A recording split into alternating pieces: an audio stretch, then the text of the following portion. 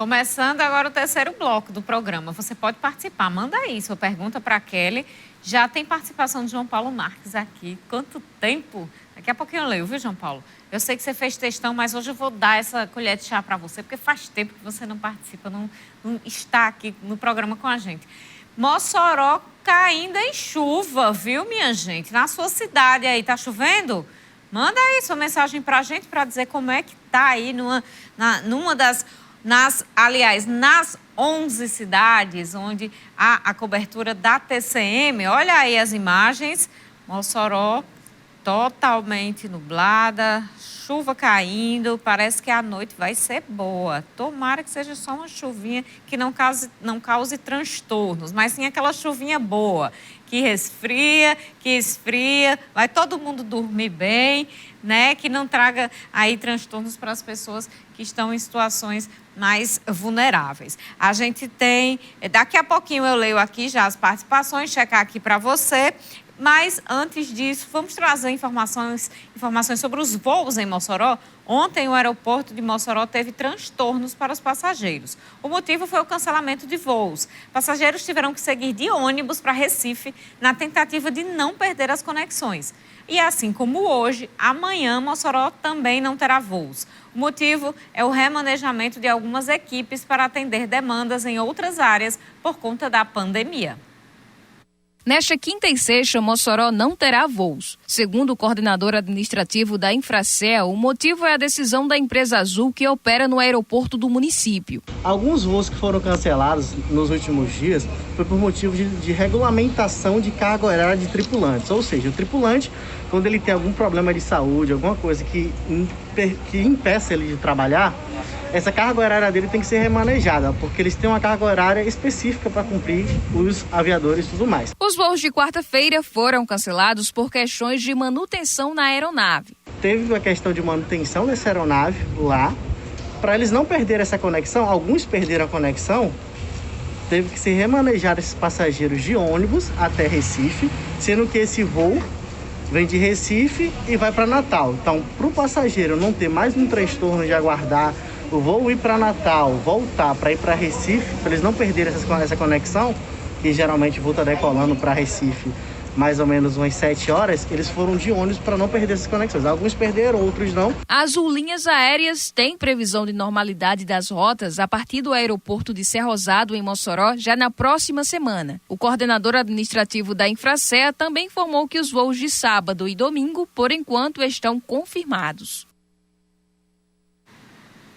Então, fica ligado se você tem algum voo marcado para ver essas informações. Está acontecendo em todo o Brasil e repercutindo, né, nas cidades onde não há essa questão aí dos funcionários aí nessa mudança de escalas. Vamos voltar. Tem uma outra informação que deixei para o último bloco para explicar para você direitinho. O presidente Jair Bolsonaro tem viagem marcada para o Rio Grande do Norte. Vai ser no dia 9 de fevereiro. Olha, informações que a gente tem realmente, a gente chegou a conversar, inclusive com a equipe do presidente Jair Bolsonaro, da assessoria de imprensa. Ele vinha agora em janeiro, mas a viagem foi adiada.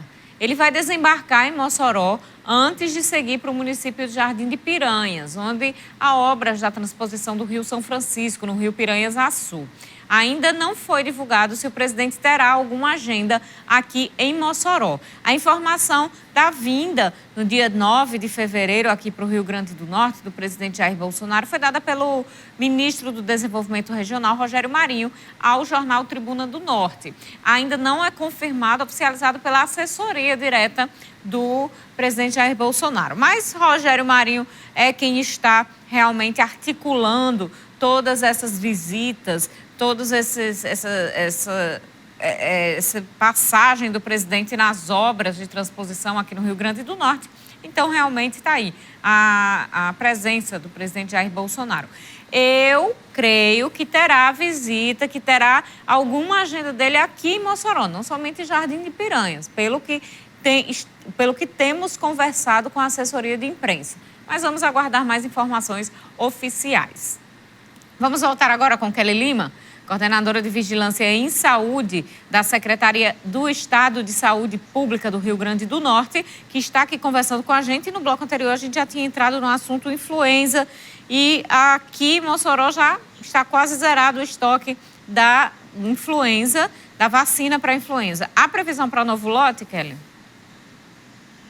Então, como eu estava falando no bloco anterior, ainda em dezembro nós solicitamos um lote extra para o Ministério da Saúde e aí foi sinalizado por parte do Ministério da Saúde a impossibilidade de envio de lotes extras para qualquer que fosse o estado, mesmo compreendendo o surto que nós estamos vivenciando. Hoje o estado do Rio Grande do Norte, junto à Secretaria de Estado, não tem mais nenhuma dose contra a influenza. Alguns municípios ainda têm algumas doses, poucas. Nós estamos, inclusive, orientando que esses municípios utilizem dessas doses para aquelas pessoas mais vulneráveis, ou seja, os idosos, as crianças, em especial os idosos e gestantes. Nós temos já 3 casos confirmados de óbitos em idosos esse ano por influenza, então a gente precisa proteger esse público para que não tenhamos aí outros casos e que esse surto não ganhe grandes proporções aqui no nosso estado.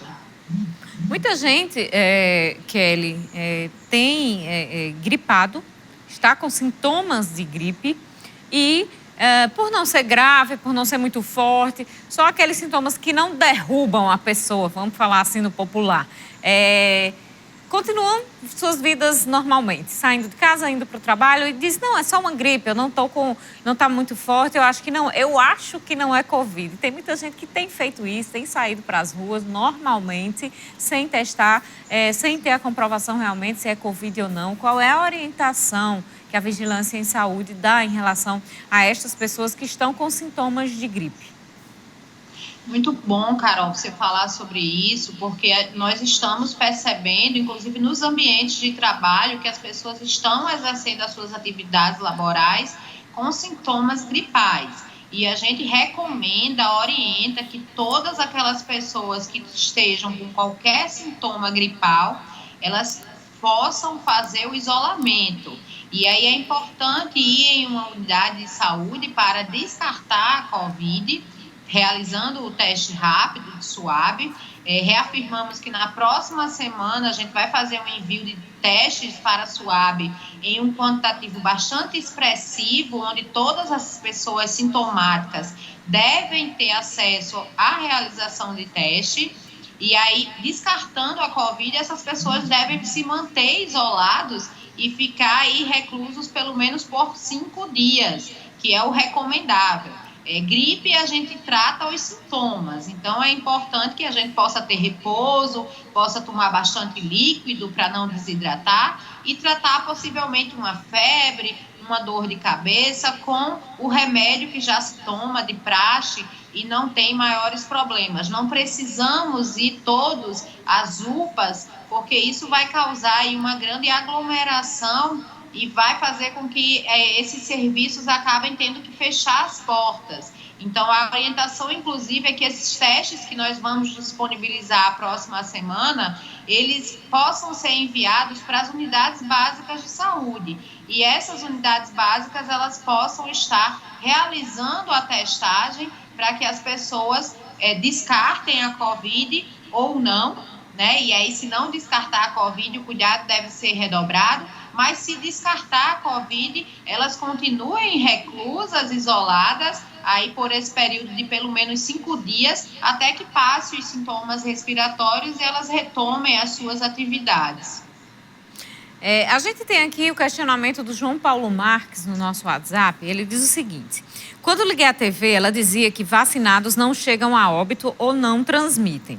Hoje, nos blogs da cidade, se dizia que os leitos de terapia intensiva em Mossoró tinham dado uma subida grande na ocupação. Já temos mais de 300 mil doses aplicadas na cidade.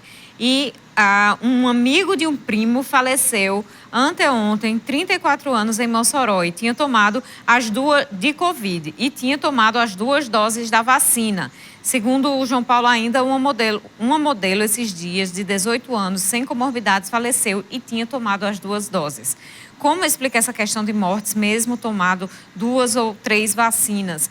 E quando vamos ler algo, dizem que os leitos críticos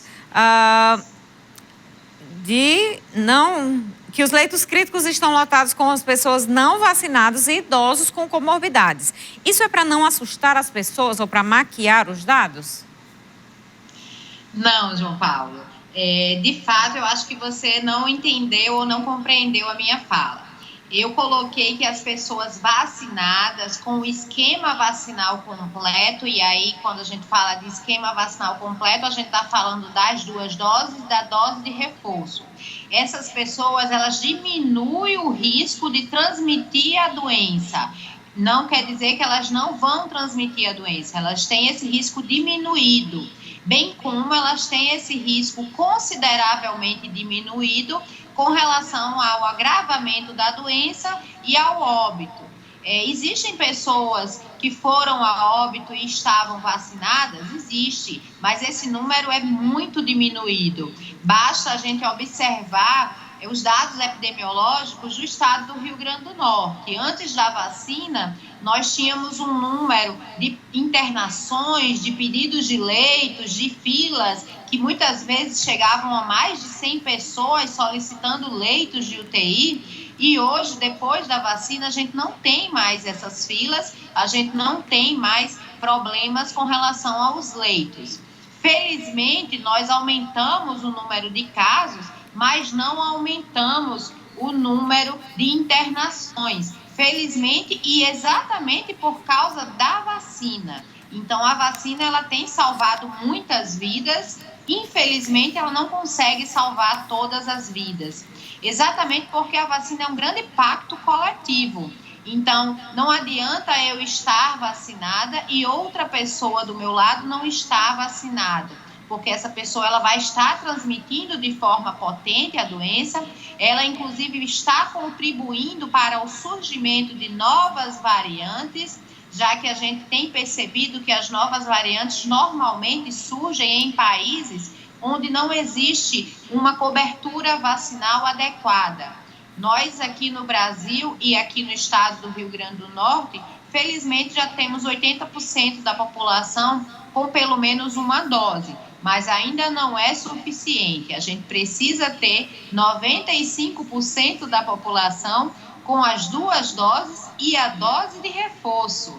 Então, nós estamos trabalhando diuturnamente exatamente para conseguir convencer as pessoas da importância da vacinação e para que elas possam se vacinar, completar os seus esquemas e garantir a dose de reforço. Inclusive, nós temos mais de 600 mil pessoas no estado que já poderiam ter tomado essa dose de reforço e que não retornaram à unidade de saúde para garantir esse reforço que é tão importante para a gente diminuir aí o número de óbitos e não ter o agravamento da doença.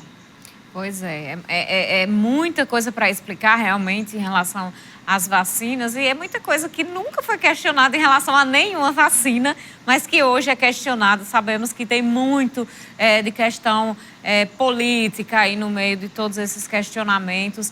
Inclusive, li uma reportagem interessante aqui, nosso tempo já está quase no fim, viu? Mas eu li uma reportagem muito interessante em relação à cobrança da cartão de vacinação de crianças, ali para a educação infantil, em todas as escolas, o que sempre aconteceu. Escolas públicas, escolas particulares, mas hoje os pais criticam. Nunca aconteceu crítica antes, né? Então sabemos que tem muita influência dessa questão política. Kelly Lima, coordenadora de Vigilância em Saúde da CESAP Rio Grande do Norte, muito obrigada pela conversa no programa de hoje. Eu que agradeço, Carol. Eu acho que vocês têm feito um trabalho muito importante, que é levar informação séria, de qualidade para todas as pessoas. E a imprensa, sem dúvida, tem cumprido o seu papel nesse processo aí de 1 ano de campanha de vacinação. É a campanha mais longa que nós já vivenciamos. E claro que tudo isso, né, é muito polarizado e as pessoas acabam tendo muitas dúvidas, mas nós estamos sempre à disposição para levar a ciência, para levar a vacina e para salvar vidas aqui no nosso estado. Muito obrigada, Kelly. Seja sempre bem-vinda. Quando vier a Mossoró, avisa para vir pessoalmente. Já participou muito por Skype. Muito obrigada. E quero, antes de encerrar, mandar um alô aqui para a Graça do Nova Betânia e também para o Luiz Aires, que pede para falar sobre a colocação de um quebra-mola no aeroporto 2. Está perigoso ali. Lá em algumas ruas está precisando de sinalização. Então tá certo, Luiz Aires. Muito obrigada pela sua participação. Eu estou olhando para o lugar certo, agora sim. Muito obrigada pela audiência no programa de hoje. Amanhã a gente se encontra novamente aqui na TCM HD. Uma ótima noite e até lá.